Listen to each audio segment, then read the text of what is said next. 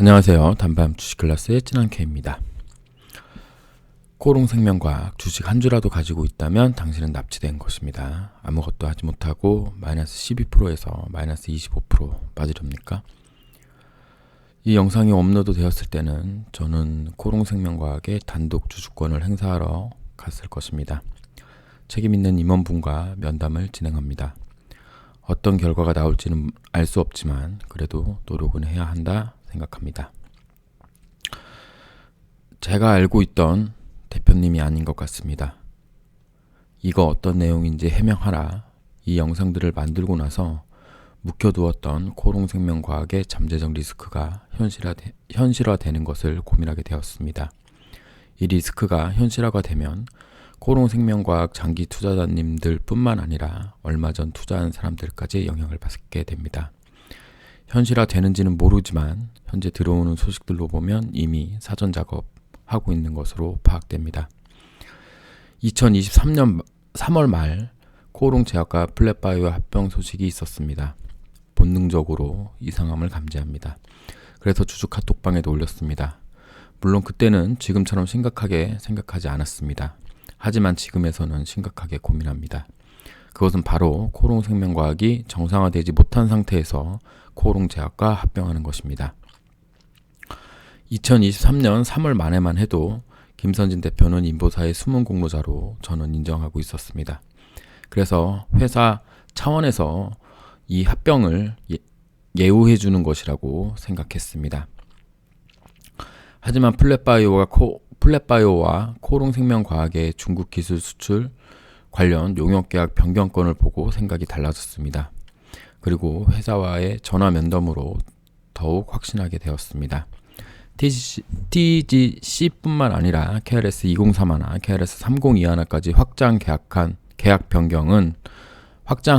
변경은 주주 입장에서는 김선진 대표가 코롱생명과학에서 창출되는 이익의 일부를 플랫바이오에 가져가려고 하는구나 라고 밖에 생각이 들지 않았습니다.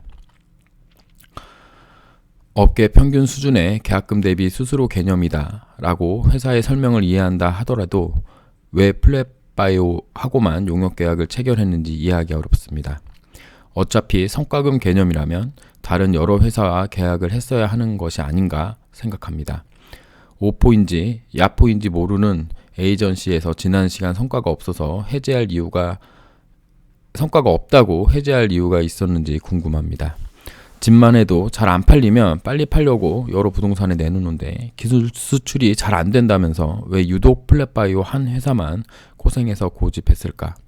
그것도 코생 대표가 되고 나서 바로 한 결정이 왜 이것일까요? 이미 코롱제약과 플랫바이오가 합병을 했기에 계약은 계속 존속하게 됩니다. 만약에 플랫바이오가 정말로 중국 기술 수출을 할 수 있는 기업이었다면 일개 유튜버가 문제 삼았다고 해제하는 것이 코롱생명과학에게 이득이 되는 일일까요? 아니면 주주들에게 이득이 되는 것일까요? 정말 아무 문제가 없었다면 기업의 중요 의사결정을 이렇게 무마할 수 있을까요? 계약이 계속 존속하고 실제로 중국 애로가 되는 것이라면 김선진 본인이 2대 주주인 코롱제약이 수십억의 영업이익을 가져갑니다. 자기 회사 키운다로 밖에 생각할 수 없습니다.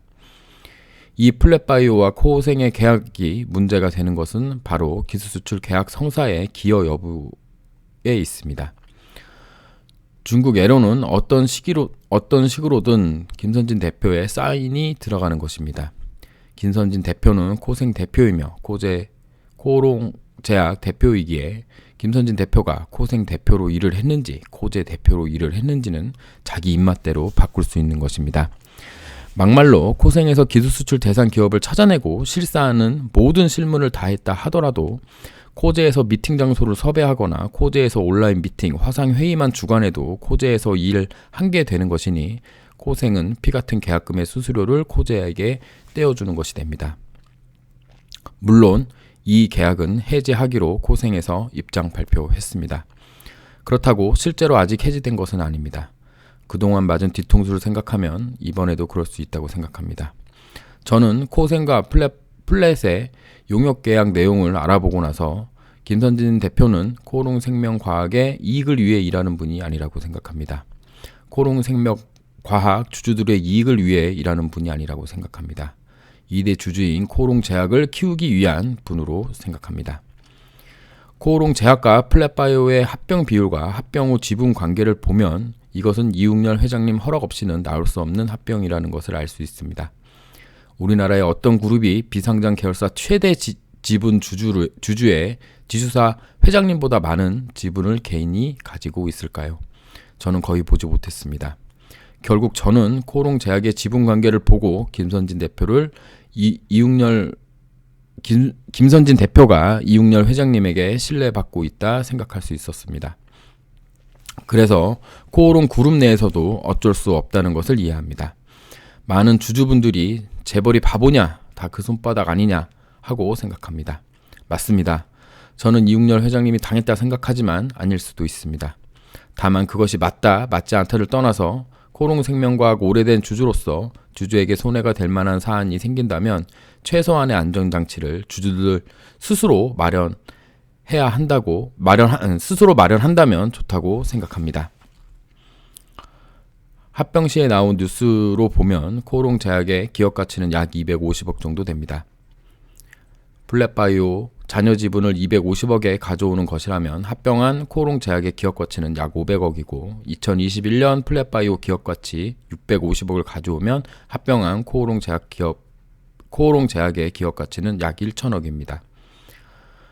코오롱생명과학의 인보사 관련 가치가 하나도 반영 안 된 지금 시점에서 코오롱제약과의 합병은 장기 투자자, 단기 투자자 할 것 없이 최소 마이너스 12%에서 최대 마이너스 20% 손해를 가져옵니다. 코오롱제약의 기업 가치가 500억에서 1000억 사이이고 코오롱생명과학은 현재 시총 3000억이므로 1대6 혹은 1대3 비율로 주식을 더 발행해서 코오롱제약과 합병하기 때문입니다. 이렇게 되면 내가 코생 주식수를 현재 1% 가지고 있다면 합병으로 0.88, 0.75가 될 수 있습니다. 문제는 이 합병이 주주에게만 안 좋고 지주사, 이웅렬 회장님, 김선진 모두에게 이득이 된다는 것입니다. 주주의 손해가 고스란히 코오롱제약 대주주에게 이득이 되는 것입니다. 특히 김선진 대표가 대박이 납니다. 종이 쪼가리 비상장 지분이 현금화가 가능한 상장 지분으로 바뀌고 코오롱생명과학이 인보사로 잘 되면 더 큰 수익이 나겠지요. 그룹의 오너도 아니기 때문에 적절히 엑시트한다고 생각하면 주가에도 결국 부담이 될 것입니다. 5% 이상 대주주가 되면 결국 한 방에 나가려고 하겠죠. 물론 합병의 시너지가 잘 나서 회사가 더 성장할 수 있지 않냐 이런 질문이 가능합니다. 현재 코오롱 그룹 게시판에 올라온 블라인드 글을 보면 저는 그런 생각을 할 수 없습니다. 조금만 확인해 보시면 아시겠지만 김선진 사장이 정식 발령을 받지 않았을 때부터 코오롱생명과학에서 개발 중인 물질에 대해 원색적으로 비난하고 꼭 있어야 하는 실험이 아닌데도 꼭 있어야 하는데 생명과학의 수준이 떨어져서 못한 것처럼 선동하고 이를 이유로 본인의 회사와 업계 평균 이상의 비용으로 계약한 후 1년 넘게 해당 실험을 진행하고 있지 않다. 정식 발령 이후 가까스로 진행한 뒤 기존 결과와 같은 결과를 내놓았다는 점 등은 관련 연구를 해본 사람이라면 모두나 의문을 품을 수 있는 사항입니다. 경영자의 태도가 아랫사람들에게 반영됩니다.